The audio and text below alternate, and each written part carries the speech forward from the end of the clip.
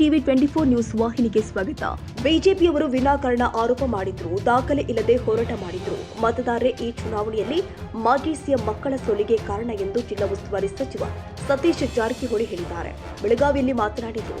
ಉಪಚುನಾವಣೆಯಲ್ಲಿ BJP JDS ಅಪಪ್ರಚಾರ ಮಾಡಿದ್ರು. ಅದು ಕಾಂಗ್ರೆಸ್ ಅಭ್ಯರ್ಥಿಗಳ ಗೆಲುವಿಗೆ ವರದಾನವಾಯಿತು. ಇದರಿಂದಾಗಿ ಮಾಜಿ ಸಿಎಂಗಳ ಸೋಲಾಗಿರಬಹುದು ಎಂದಿದ್ದಾರೆ.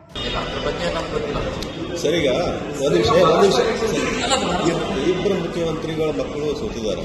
ಇದರಿಂದ ಏನು ಜನರಿಗೆ ಏನಾದರೂ ಸಂದೇಶ ಹೋಗಿದೆ?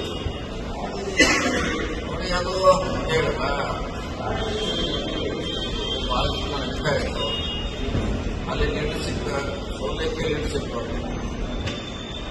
ಟಿಕೆಟ್ ಕೂಡ ಮನೆಗಳಾಗಿದೆ. ಸೊ ಕಳೆದ ಸಾರಿ ಪಟ್ಟಣ ಸ್ವಲ್ಪ ಕೂಡ 1.5 ವರ್ಷ ಕಾನ್ಸ್ಟಿಟ್ಯೂನ್ಸಿಗೆ ಹೋದ್ರು. ಸೊ ನಾವು ಕಾರ್ಯಕರ್ತರಿಗೆ ಹೋದ್ರು. 2 ಕಡೆ ನಾವು ಪಟ್ಟಣ ಪಂಚಾಯತ್ ಗೆಲ್ತೀವಿ. 100 ಮತ್ತು ಮಲ್ಕಾಪುರ. ನಮ್ಮ ಕಾರ್ಯಕರ್ತರು ಆಗಿರುವ ಬಗ್ಗೆ ಪ್ರತಿ ದಿವಸ ಭೇಟಿ ಇರ್ತಾ ಇದ್ರು. ಪಕ್ಷದ ಜೊತೆ ಸಂಬಂಧ ಇದ್ದಿತ್ತು. ಹಾಗಾಗಿ ಅವರಿಗೆ ಟಿಕೆಟ್ ಕೊಡ್ತಿದ್ದ ಅದು ಅರ್ಥವಾಯಿತು.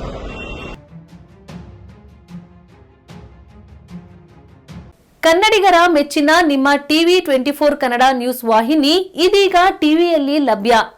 ಕರ್ನಾಟಕ ಮತ್ತು ದೇಶ ವಿದೇಶದ 360 ಡಿಗ್ರಿ ಸುದ್ದಿ ಹಾಗೂ ಉತ್ತರ ಕರ್ನಾಟಕ, ಬೆಳಗಾವಿ, ಬಾಗಲಕೋಟೆ, ಧಾರವಾಡ, ಹಾವೇರಿ, ಗದಗ, ಬಿಜಾಪುರ ಜಿಲ್ಲೆಯ ಕ್ಷಣ ಕ್ಷಣದ ವಿವರವನ್ನ ಪಡೆಯುವುದಕ್ಕೆ ಟಿವಿ 24 ಕನ್ನಡ ನ್ಯೂಸ್ ವಾಹಿನಿಯನ್ನ ಲೈಕ್ ಮಾಡಿ, ವಿಡಿಯೋಗಳನ್ನ ಶೇರ್ ಮಾಡಿ, ಕಮೆಂಟ್ ಮಾಡುವ ಮೂಲಕ ನಮ್ಮ ವಾಹಿನಿಗೆ ಸಹಕಾರ ನೀಡಿ ಮತ್ತು ಚಾನೆಲ್ ಅನ್ನ ಸಬ್ಸ್ಕ್ರೈಬ್ ಮಾಡಿ. Thank you.